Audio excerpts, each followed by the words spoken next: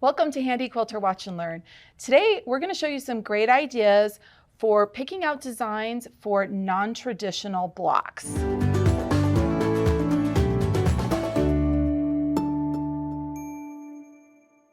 I'm Kim Sandberg. I'm a studio educator at Handi Quilter, and with me today is... I'm Kristina Whitney, another studio educator here at Handi Quilter.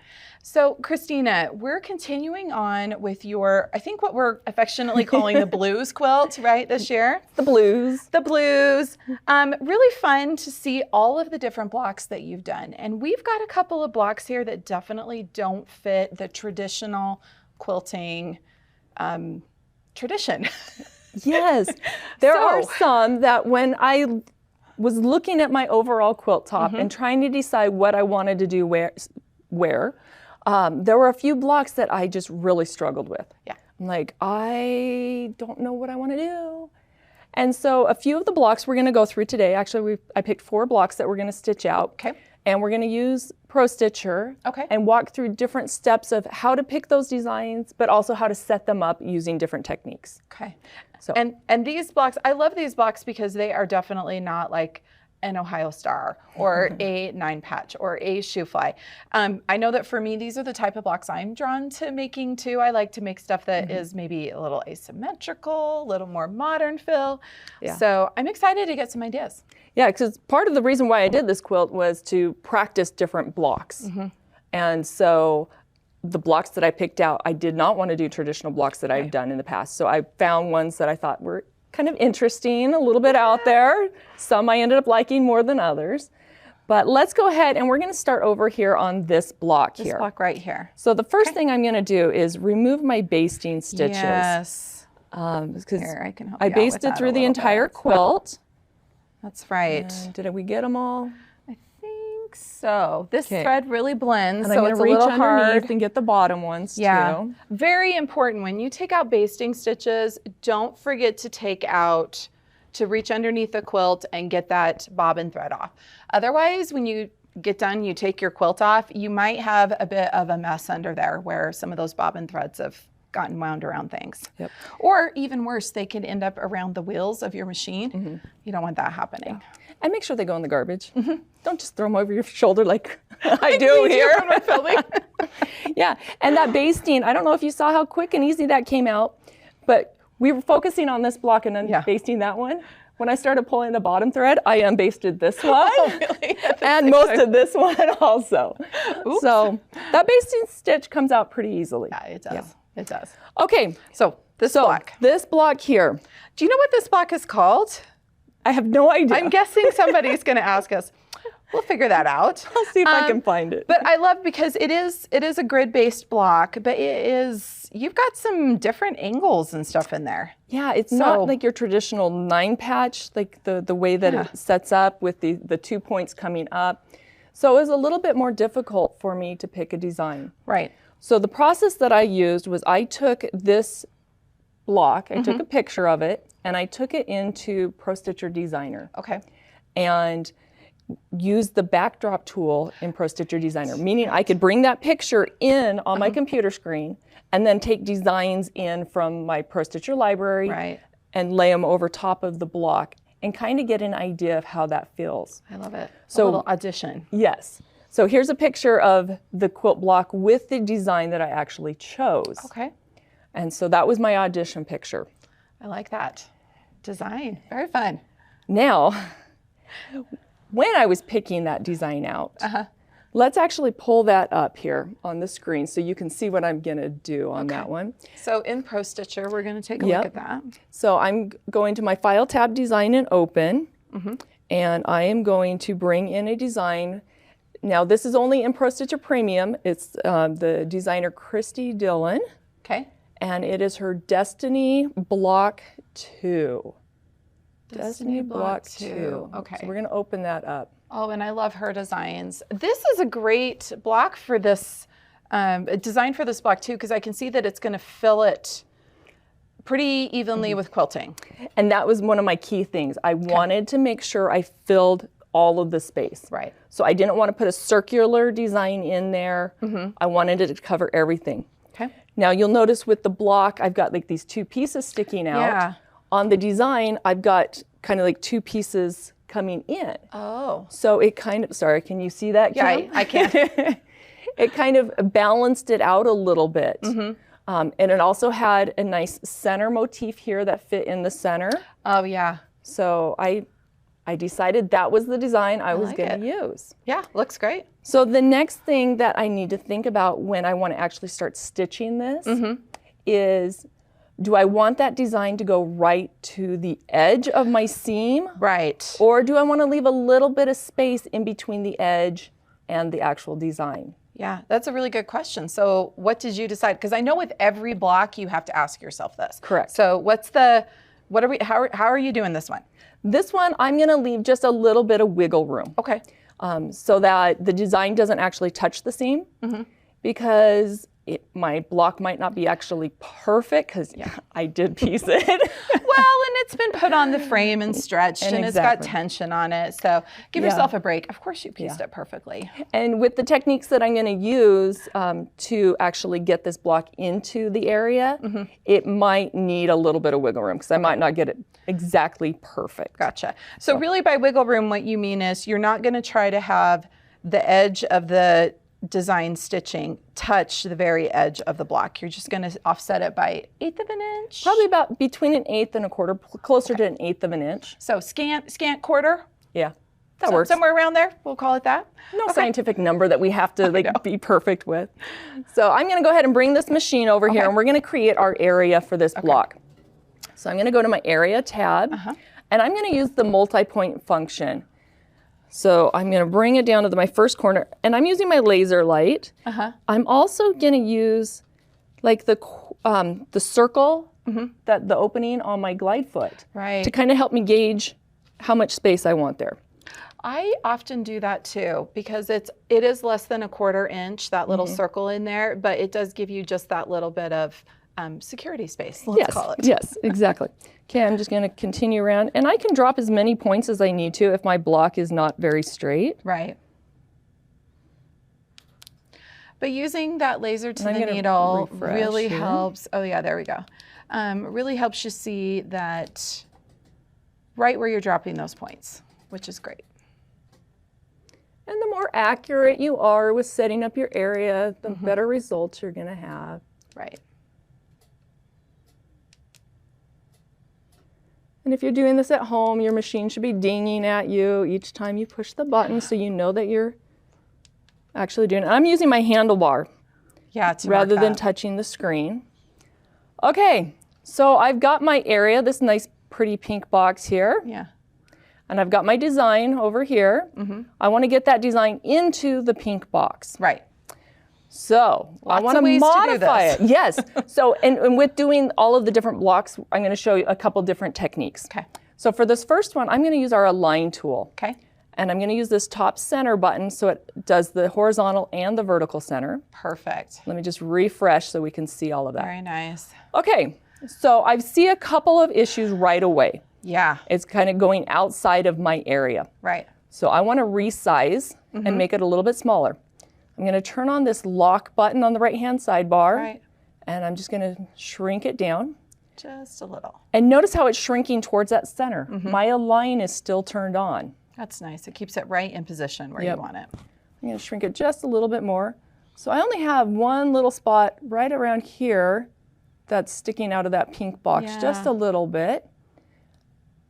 So I'm going to play around. I'm going to rotate just a tiny bit. Okay. And see if you can maybe push that just a little bit. Oh, and look at that. It's fitting right in there. Yep, so you can resize it. If I wanted to reposition, I could go over here and reposition and use my nudge button, maybe nudge it to the left 1 or 2. Scoot it just a little bit. Oh, look at that. And remember, I left that wiggle room. Right. So even if it is like right on that pink line or just barely outside of the pink line, nobody's going to notice. It's going to be okay. Yep. So I am happy with how that looks. So I'm going to baseline it. Okay. And then I'm going to go Pro Stitcher, Quilt. I'm checking all my settings over on this right-hand sidebar. And I'm going to tell it to go ahead and run. And proceed. Everything's good there. and pray that I have the right bobbin color in because I forgot to check my bobbin after changing thread colors. It's just the back of the quilt.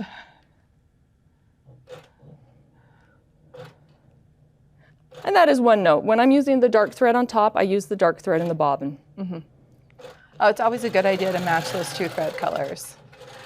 Okay, now now that I'm looking at this design on the screen, one of the things I really love is that this does not have a bunch of stitching coming together right in the center. Yes. You notice that there's actually that little bit of space. That's really nice because you're using a blending thread, so you're not going to see all that stitching come together. But it's also not going to point out if the center of the design isn't perfectly aligned with your piecing. I always love when a designer chooses to do that for that reason. And that is another reason why I choose certain designs over another, is that I know my piecing is not always going to be perfect. So I want to choose a design that's going to mask those imperfections rather than try to match up to those and have it be off and then really emphasize that something's wrong. I love that. I love that. It's the idea of, yeah, I can quilt that out, right? Yeah.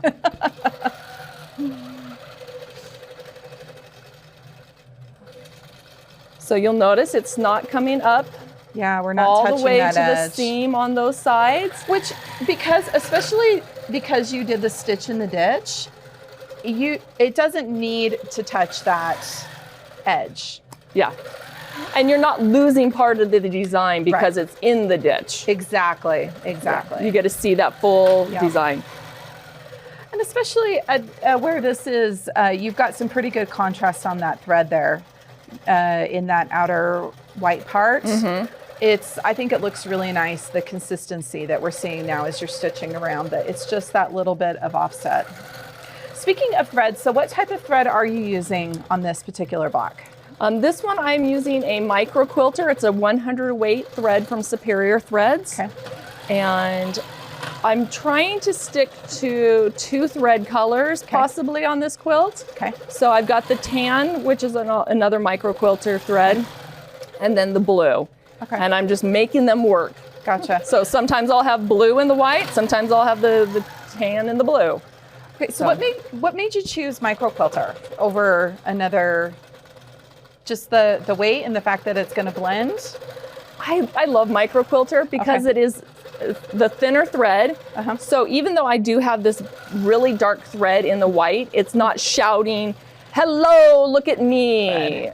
Very true. So that's another thing that I think about, how I mentioned earlier, I want to try to hide any imperfections or let it all just kind of blend together rather than having one thing just shouting at you.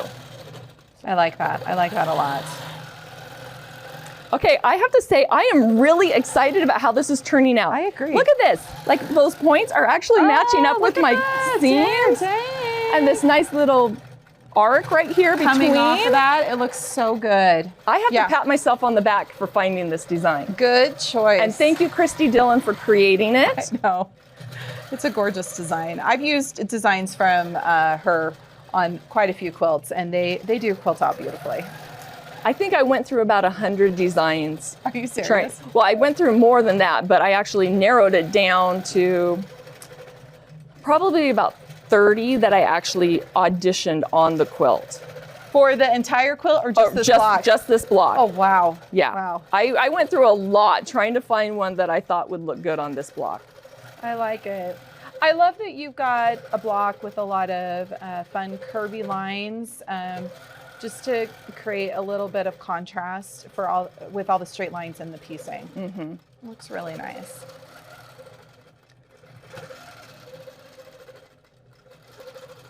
So hopefully all of our viewers are enjoying watching this stitch out. It is mesmerizing. Okay, while we're watching it finish stitching out, I want to point out something to our viewers.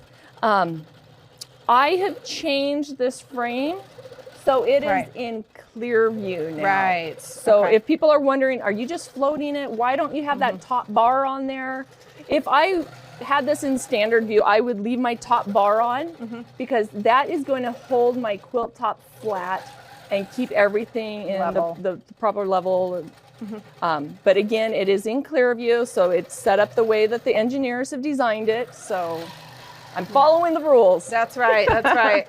On the Studio 2 or Gallery 2 frames, it's perfectly fine to do it this way. Yep. And it is, I think it's easier once you've basted the whole quilt to actually have it in this mode. Yeah. Anytime that I've finished basting through an entire quilt and I only have it on the one pull, I usually always drop it down into clear view.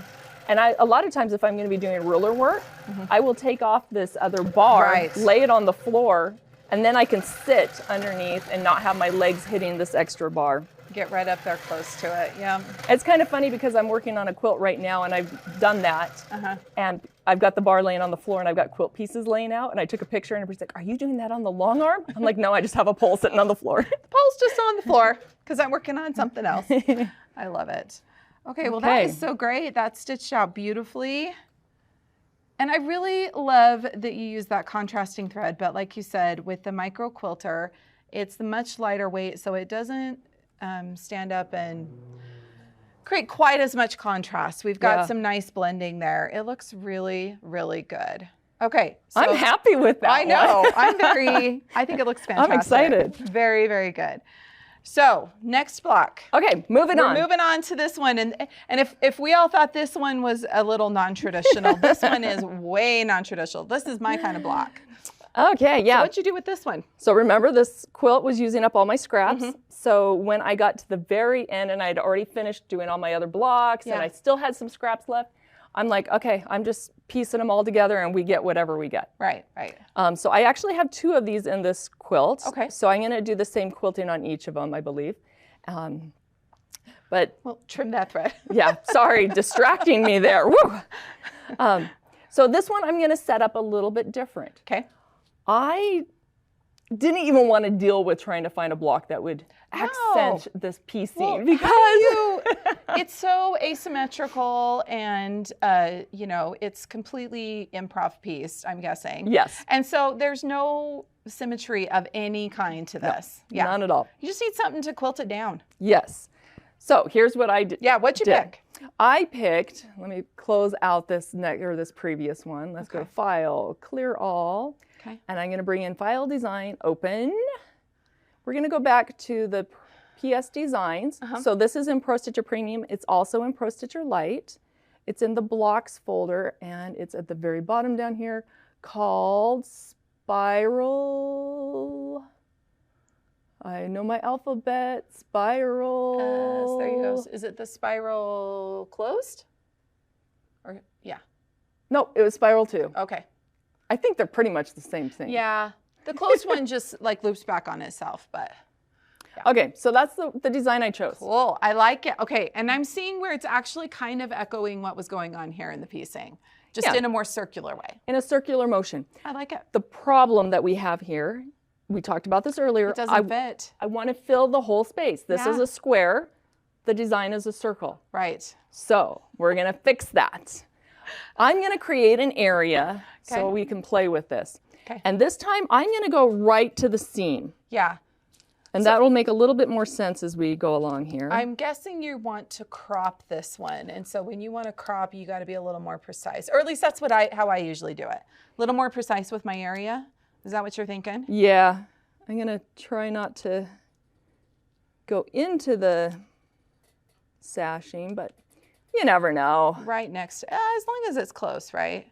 I'm using micro quilter. Yeah. It'll blend, right? It'll blend. And I'm dropping several points because I am trying to be fairly accurate.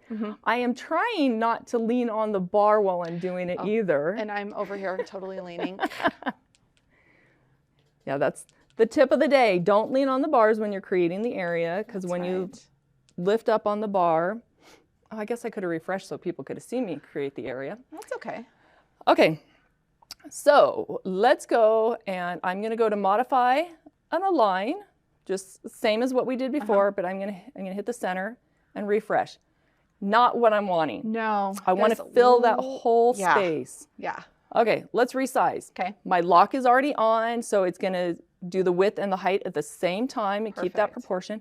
I'm going to go bigger than my my square. Gotcha. I'm actually going to let the corners be open because they're going to be open at some point no matter what. Right. So I think I like that. Perfect. Now, if I were to stitch that out, it would be all over in my sashings. Yeah. Don't want that. So I want to get rid of the stuff on the outside. Okay. We're going to go into crop. And on the right-hand sidebar, we want to get rid of the outside.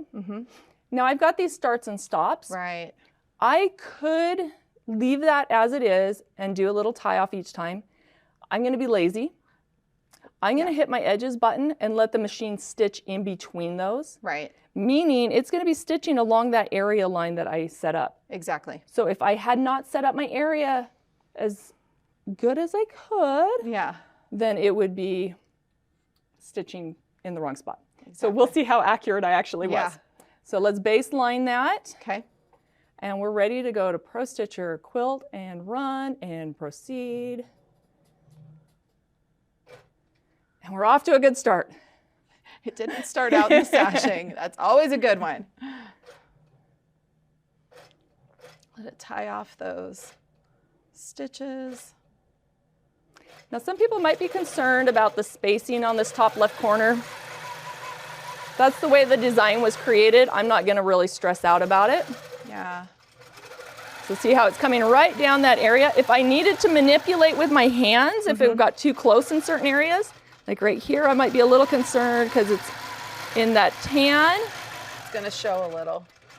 Oh, no, you did a good job. Look at that. See, that one I probably could have put a little bit more pressure, gone a little further. That landed right in the ditch. Good. What's the saying? If you're riding by on a horse 3 feet away and you can't see it. 30 feet away? 30 feet away? Okay. I totally agree. I'm like, I couldn't see that from a foot away. Oh, well, and the best part is because you are using micro quilter here, that thread just melts into the fabric anyway. Yeah. So even though you're getting a little bit of overstitching here, meaning it's stitching over the same place again, especially on where that thread just blends with the color right here, you're not even gonna see that. And I think actually, okay, so we just finished, the rest of the rounds aren't even gonna come to that outside. Correct. Now's when This is the part where you gonna breathe. cruise. Yeah, it's gonna be perfect. Very cool. What a fun design for a very non-traditional block. And I opted to stay with the blue thread because most of the block was blue. Right. I could have gone with the tan. You know, I said I made 2 of these same blocks. The other one I might do the tan thread and just to mix it up a little bit. Yeah. If you are concerned about not having your area set up perfectly, I would always recommend going with a lighter thread than the fabric. Right. Because you can always color that thread to make it darker. I can't really color this dark blue thread to make it match this tan fabric. Now, color that thread. What do you mean by that? Explain that. Fabric marker! That's right. There's absolutely nothing wrong with going in and using one of those nice little fabric markers to color over a couple stitches that maybe aren't quite where you want them to be. It's the trick of show quilters. That's actually who I learned it from, show quilters. So I love it. Okay, that is way cool. That is a really, really fun design in that quilt block. And you know, this is a perfect example where what a fun design, that spiral, but it definitely does not fit in the square or more rectangular shaped blocks that we tend to quilt with. And cropping it like this is the perfect solution, and then it fills the entire space. I love it. Yeah, and you can do it with any kind of design. So it's just making the decision of what color thread, and also do you want to close your edges or not. Exactly. So that's great. Okay, I know we've got some viewers out there that are being like, Kristina, why didn't you use this tool? Yeah. So my favorite tool to make a block fit, yes, is the skew function. Right. So we're going to jump over to another video showing how to set up a design using skew, and we'll stitch out another one. Okay. And then I've got the 4th block that you're just going to get to watch it stitch. Awesome. It was one of the hardest ones to pick the design for. Okay. So did the best that I could with that particular block, and we'll see how it turns out. You can all let us know what you think. Okay, I've got this block here. I'm ready to put the design in, so I'm going to bring in a design. So File tab, Design, Open. And I've already picked my design. It is in Mary Beth Crapel. Let's open that up. And it's in her block designs. And it is called Celtic Square. So I'm going to open that up. Now I want to create the area around this block that I want to put that design in. So I'm going to go to one of my corners, and I'm going to leave just a little bit of wiggle room there so it's not right on the seam. Go to my area tab, and I'm going to do a multi-point. Come to my next corner, and I'm going to do multi-point. Just continue around my square, and I could add more points if my square wasn't perfectly square. It's not perfectly square, but still. Okay, this is my last one, a multi-point. Okay, now I'm gonna hit the refresh button, the little house down here at the bottom, so I can see everything on my screen. And now I wanna get that design into my box. My go-to is my Modify Skew, and I'm gonna try regular Skew. That looks pretty good. I'm also gonna try border Skew. The border Skew sometimes fits right into those corners a little bit nicer, so I like that one. I'm gonna refresh again. So I am happy with that. I'm going to now baseline to freeze those changes that I've made to the design, and I'm ready to stitch it out.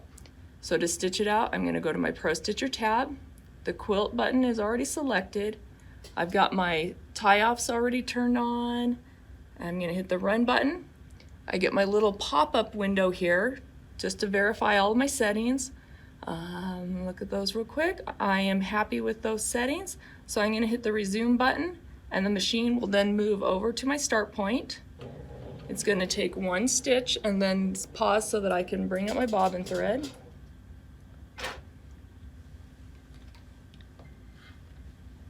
I'll hit my resume button, and the machine will start stitching. I'm gonna up my speed a little bit.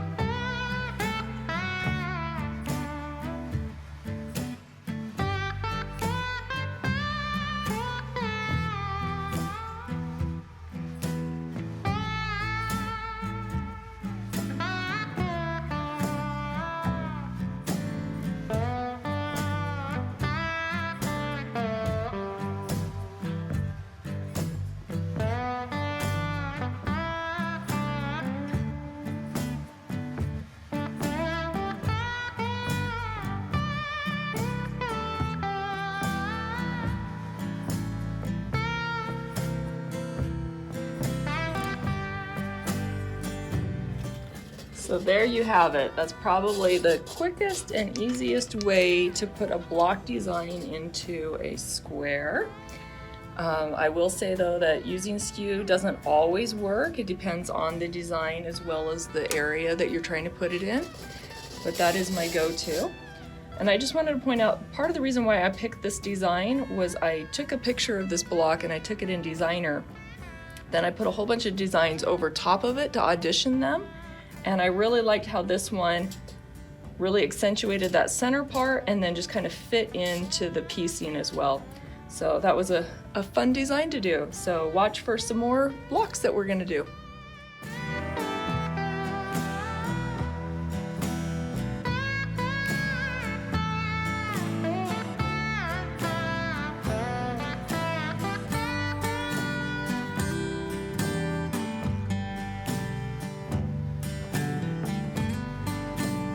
Wow, those blocks turned out so cool. I love the great ideas you came up with for quilting non-traditional blocks. We'd love to see ideas that you have, maybe some designs that you've used in some of those kind of not asymmetrical, maybe a little more modern improv piece. It'd be fun to see what you've got. Next month, we've got another segment coming up in this, this series here. And Kristina, what are you going to be featuring? We're going to be doing some free motion. Awesome. Yeah. So be sure and tune in again next month to find out what's going on with the next set of blocks in this quilt. And be sure to give us a like and subscribe, and have fun quilting.